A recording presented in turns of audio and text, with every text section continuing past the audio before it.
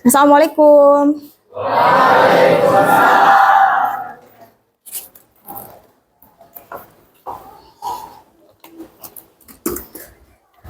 Ya, sebelum kita memulai pembelajaran hari ini, alangkah baiknya kita berdoa terlebih dahulu ya. Silakan ketua kelas memimpin doa. Doa mulai. Bismillahirrahmanirrahim.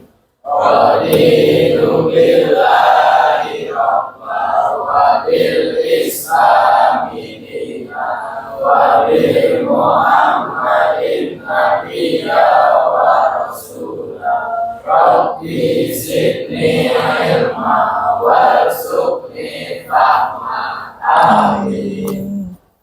Pada guru memberi salam.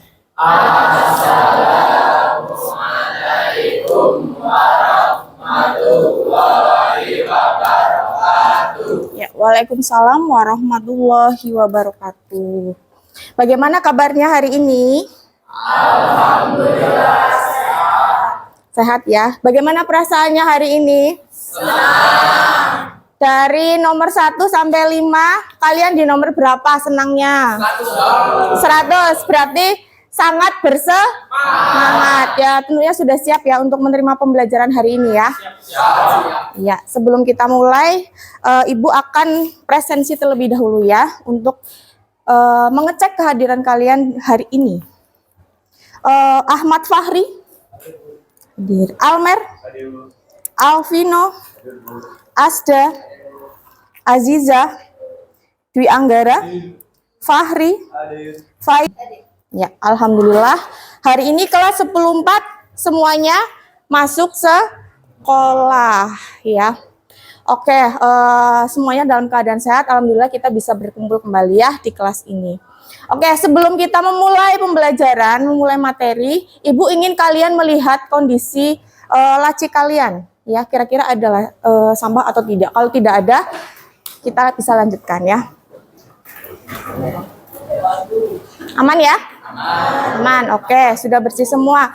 Ya, supaya lebih bersemangat lagi ya, Ibu akan mengajak kalian untuk menyanyikan lagu nasional agar jiwa nasional kita menjadi tumbuh. Siapa yang akan memimpin? Salah satu silakan. Yasmin, boleh silakan maju.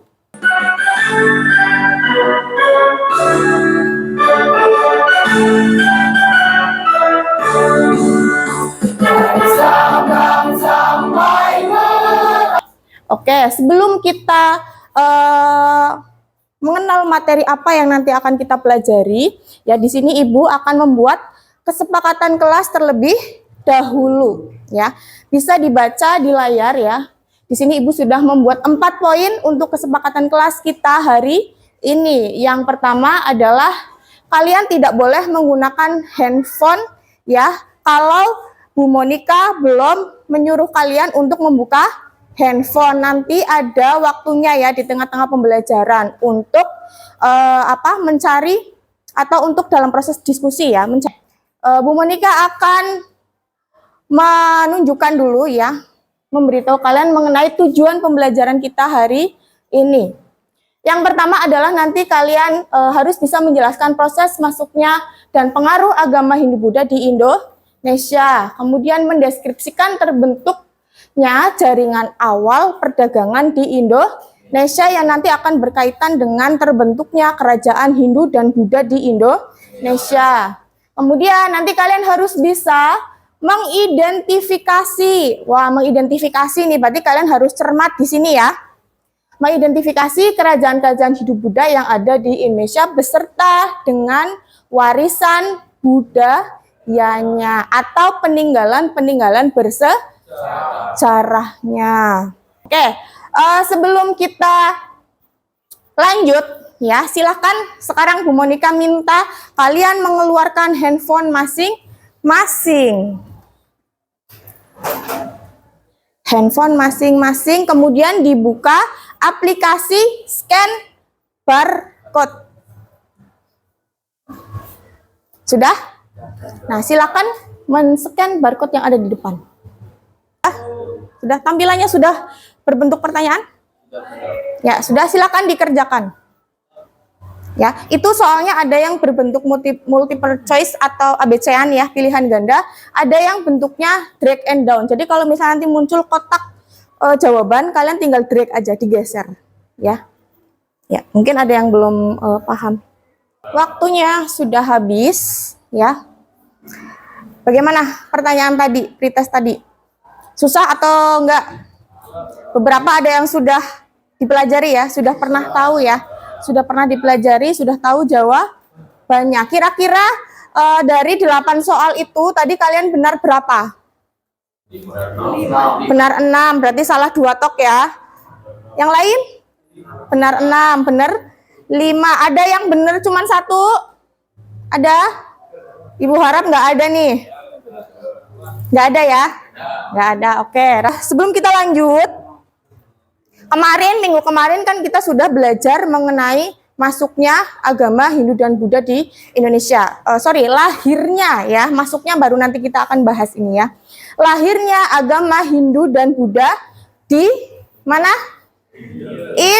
India. Agama Hindu dan Buddha itu lahir di India. Kalian bisa perhatikan ke layar. Di situ ada gambar apa sama apa. Ini sama ini. Ini kira-kira siapa mereka itu? Pemuka atau pemimpin keagamaan ya. Kalau yang di atas ini gambarnya siapa? Mana? Bisa jadi ya. Atau orang yang berada dalam kasta Brahmana. Otomatis orang tersebut adalah seorang pendeta atau pandita. Dalam agama Hindu itu pendeta disebut dengan pandita. Terus yang di bawahnya? Ini adalah biksu. Biksu itu adalah pemimpin dari agama Buddha ya. Yang atas ini pendeta agama Hindu, yang bawah itu adalah biksu agama Buddha. Oke, dari gambar ini ya, apa yang kalian ketahui tentang peradaban India? Kalau kalian mendengar kata India itu terbersit apa? Yang terbersit apa? Makanannya mungkin, atau film? Pernah nonton film India kan? Nah, pernah nonton film India. Film apa? Mahabharata. Ya, itu salah satu film India yang menceritakan tentang sejarah agama Hindu dan Buddha ya. Di TV kan ada ya, pasti kalian sudah pernah nonton. Ya, apa saja kebudayaan bercorak Hindu Buddha yang bisa kalian temui di Indonesia? Mungkin kalian bisa menemui kebudayaan Hindu yang sangat kental itu di salah satu daerah di Indonesia. Ada yang tahu namanya apa? Siapa ini? Bali. Ya, di daerah Bali. Ada yang sudah pernah ke Bali? Belum. Oke. Jadi peninggalan kebudayaan agama Hindu dan Buddha di Indonesia itu sangat banyak ya, karena negara kita ini punya kerajaan-kerajaan yang coraknya Hindu dan Buddha ya. Ini membuat kita agar selalu menghayati ya, atau mensyukuri kebudayaan yang ada di Indonesia. Jadi kita kan punya budaya yang beragam ya. Itu kita harus syukuri, kita harus jaga, kita harus lestarikan. Ya, jadi kalian sebagai generasi muda harus bersemangat untuk melestarikan kebudayaan, kearifan lokal yang ada di Indonesia. Ya, bentuknya seperti apa? Berbagai macam bentuk. Kalian kan tinggal di Kabupaten Banyumas. Ya, kita juga punya kearifan lokal yang begitu kental. Peninggalan agama Hindu dan Buddha di Kabupaten Banyumas juga banyak. Ya, itu menunjukkan bahwa kita juga harus memiliki sikap toleransi. Kalian semua kan beragama Islam, Muslim ya.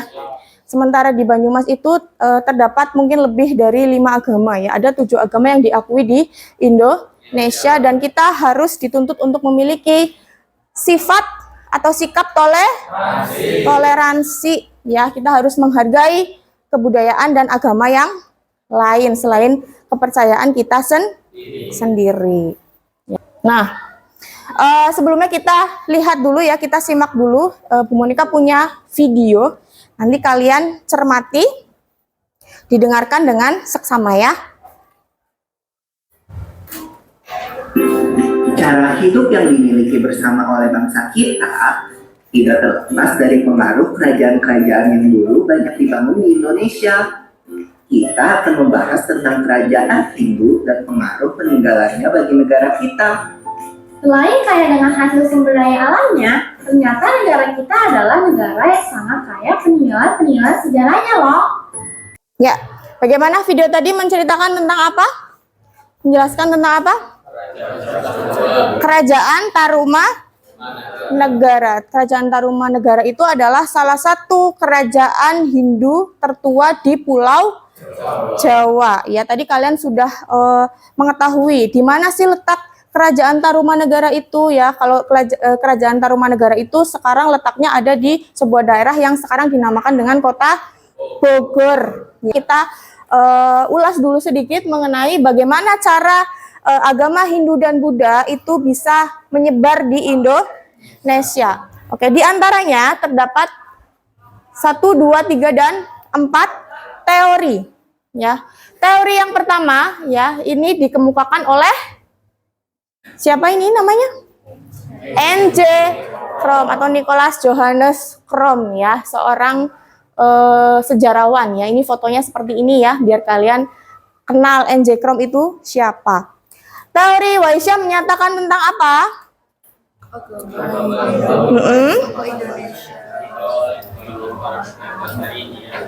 Apa Wasis?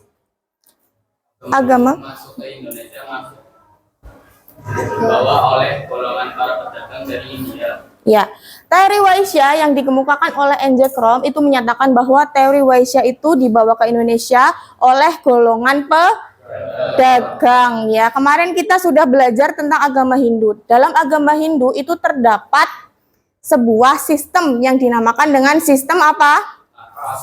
Ya, sistem kasta. Ya, teori ini menyatakan tentang masuknya agama Hindu Buddha itu dibawa oleh kasta pedagang ya atau golongan Waisya, karena Indonesia itu kan berada pada jalur perdagangan dunia ya, atau bisa kita sebut sebagai jalur sutra. Ya, jadi jalur sutra itu terbentang luasnya itu dari Eropa sampai ke Asia ya. Karena Indonesia itu letak geografisnya melewati selat apa yang di dekatnya Malaysia. Selat apa? Apa Vino? Selat Malaka ya. Indonesia itu letaknya berada dekat dengan Selat Malaka. Yang mana Selat Malaka itu dilintasi oleh jalur perdagangan internasional. Oke, itu adalah teori Waisya. Kemudian teori yang kedua, teori kesatria. Siapa ya? Coba Ra. Teori kesatria menyatakan Indonesia oleh kaum militer atau prajurit kerajaan dari bangsawan India yang melakukan ekspedisi militer. iya.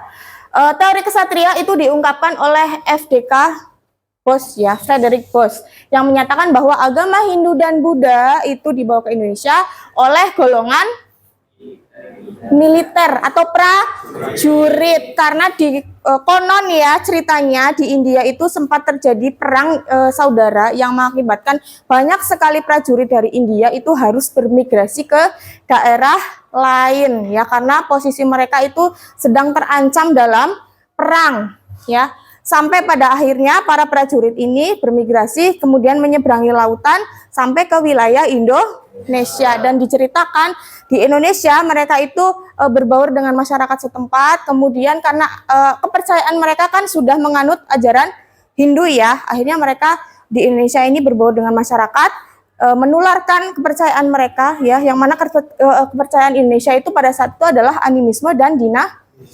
dinamisme ya, atau kepercayaan terhadap roh ya. Kita belum mengenal adanya kepercayaan terhadap dewa. Nah, dikenalkanlah oleh si teori kesatria ini atau si golongan kesatria ini yang berasal dari golongan kerajaan atau prajurit kerajaan.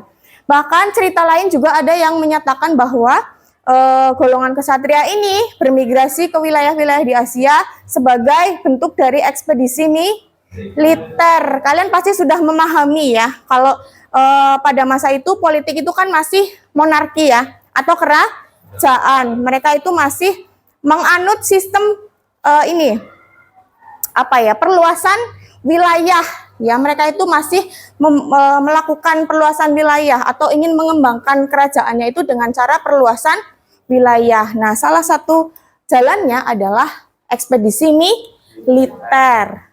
Nah, ini jalur sutra. Ini tadi kaitannya ya dengan teori arus balik. Jalur sutra itu apa? Ada yang bisa menjawab? Ya, Faik, silakan. Jalur sutra adalah jalur perdagangan kuno yang menghubungkan Asia dan Eropa yang dimulai dari abad ke-2 Masehi sampai abad ke-4 Masehi.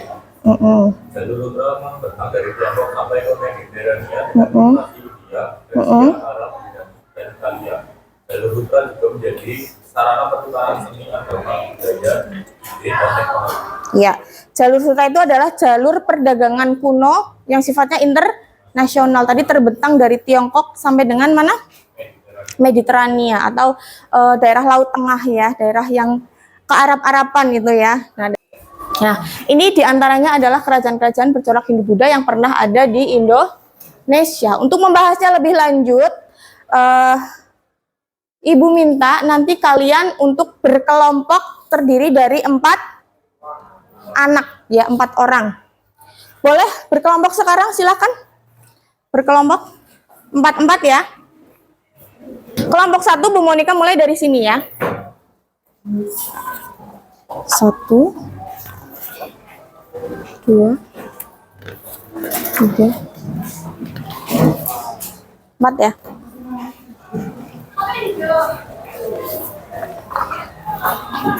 5 ya. 6. Kelompok 1 dari sana ya mendapatkan kerajaan apa? Kansa, Kutai. Kelompok 2 Tarumanegara. Kelompok 3 kelompoknya Gara ya, dibunderin. Kelompoknya masing-masing dibunderin. Kutai, Tarumanegara. Kelompok 3 Sriwijaya. Kelompok 4 Mataram. Kelompok 5 Kerajaan Medang. Kelompok berapa Fahri? 6 kerajaan? 5 berapa? 8 ya. Apa tadi?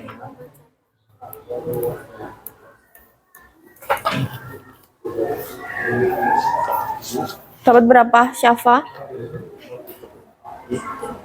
Udah ketemu tadi kan?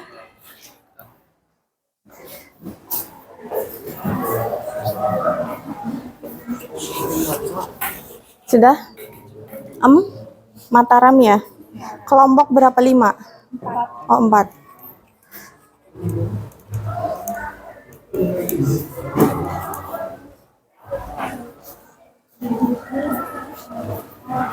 Kansa sudah?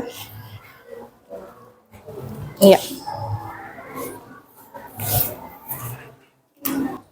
Oke, waktu diskusinya sudah habis. Sudah habis, ya. Yang belum selesai ditahan dulu ya, silakan. Tempat duduknya kembali ke tempat duduk seperti semula.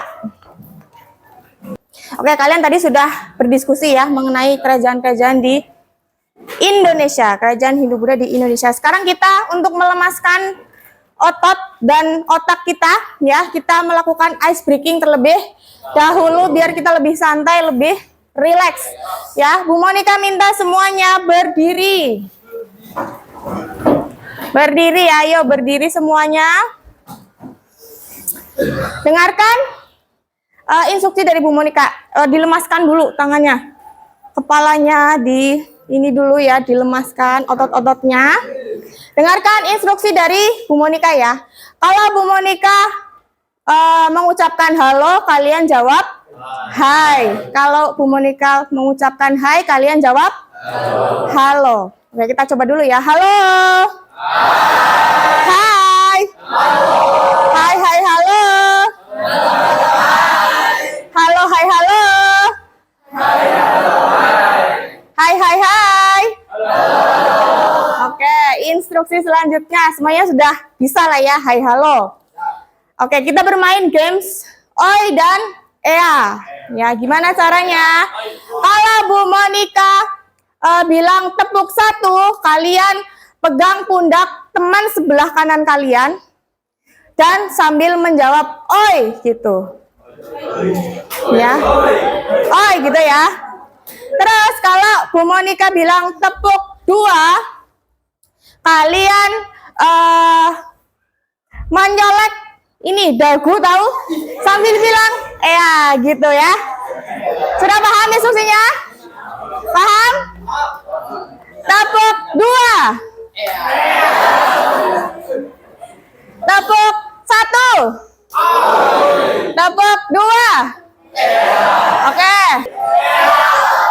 Nah, oke, tepuk tangan untuk kita semua.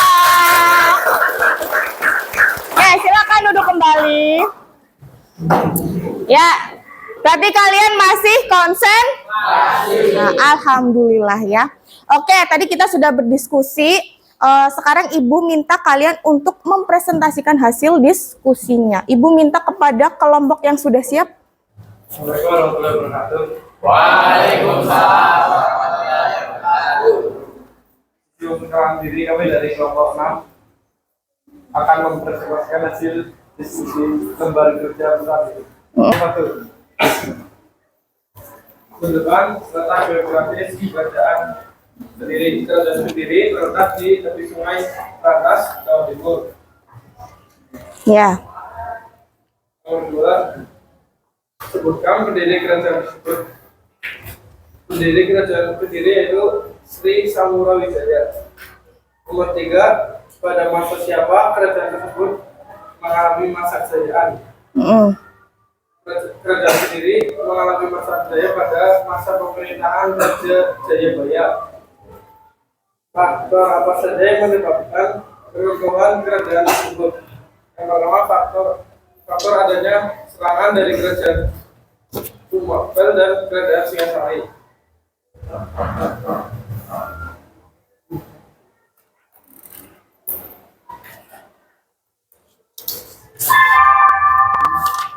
Apakah seorang yang dianggap oleh kerajaan Hindu atau Buddha? Jawabannya adalah kerajaan sendiri bercorak agama Hindu. Jelaskan faktor apa saja yang mempengaruhi kemajuan kerajaan sendiri. Faktor perekonomian, faktor luas daerah kekuasaan, faktor jabatan Senopati Sriwijaya, faktor kerajaan sastra, faktor karya sastra. Jelaskan faktor apa saja yang menyebabkan kemunduran kerajaan sendiri. Faktor konflik antara Raja Kertajaya dengan kaum Brahmana, faktor serangan dari kerajaan Tumapel dan Singasari, faktor kondisi pemerintahan Sri Kertajaya yang menurun. Sebutkan hasil kebudayaan kerajaan tersebut atau pendiri. Prasasti Siraketing, Candi Penataran, Prasasti Matang, Prasasti Kamulan, Kitab Smadana, Candi Tondowangso. Sekian presentasi dari kelompok 6, kurang lebihnya mohon maaf. Wassalamualaikum warahmatullahi wabarakatuh. Waalaikumsalam warahmatullahi wabarakatuh. Silakan. Ya, tepuk tangan dulu. Terima kasih untuk kelompok 6 atau kelompok kerajaan Kediri. Ya, ada yang ingin memberikan pertanyaan? Boleh dijawab dari belakang. Ya, silakan. Apa faktor penentuan dari kerajaan Kediri?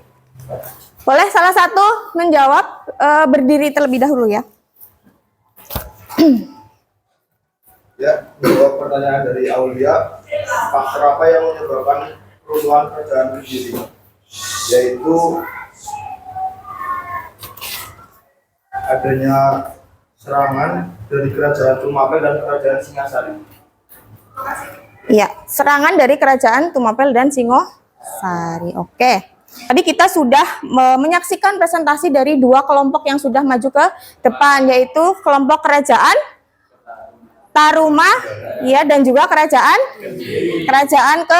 Kediri. Kerajaan Tarumanegara dan Kerajaan Kediri itu adalah kerajaan dengan letak yang sangat berbeda. Kalau Kerajaan Tarumanegara letaknya di mana? Di Banten, di Pulau Jawa, Jawanya bagian Jawa Barat. Sedangkan Kerajaan Kediri di Jawa Timur. Tentu saja hasil kebudayaannya juga berbeda. Oke, selanjutnya apa yang bisa kita simpulkan dari pembelajaran kita hari ini? Oke, yang pertama, tadi kan kalian sudah belajar mengenai teori-teori masuknya agama Hindu dan Buddha sampai dengan bagaimana terbentuknya jaringan kerajaan yang bercorak Hindu dan Buddha, ya. Tadi kalian sudah mengetahui teori. Ada berapa teori tadi? Ada yang 4 apa saja? Siapa yang bisa? Teori apa saja? Yang pertama teori Waisya, terus Brahmana, Ksatria, Arus balik. Ada 4 teori yang menunjukkan tentang masuknya agama Hindu dan Buddha ke Indonesia. Untuk bahan mengukur pengetahuan kalian setelah mempelajari materi tadi, silahkan keluarkan handphonenya lagi dan buka aplikasi scan barcode-nya. Oke, silahkan dikerjakan post testnya. Ya, kerjakan sesuai dengan kemampuan kalian sendiri. Boleh nanti dilanjutkan kembali ya. Waktunya sudah habis. Oke, sekarang kita refleksikan apa yang sudah kita pelajari pada hari ini ya. Kita sekarang ulas ya, apa saja yang sudah kita pelajari hari ini dan apa saja nilai-nilai yang kalian dapatkan pada pembelajaran kita pada hari ini. Coba dibaca poin satunya.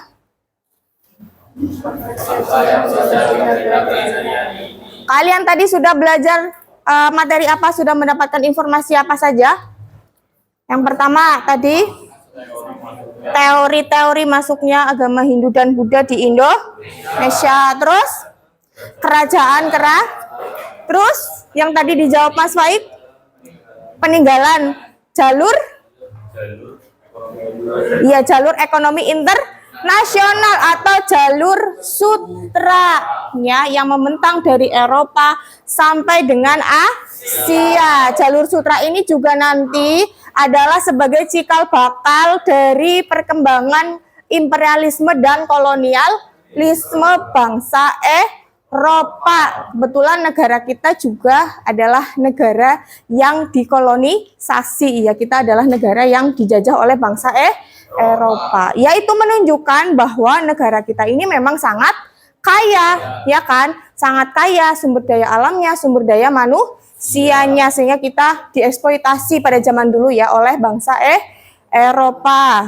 Sekarang untuk tugas di minggu depan ya, kan tadi kita masih ada kelompok yang belum mempresentasikan ya. Mungkin untuk persiapan minggu depan nanti kalian bisa mengulas lagi literatur-literatur apa yang kalian butuhkan untuk menjawab pertanyaan-pertanyaan yang tadi ada pada lembar kerja.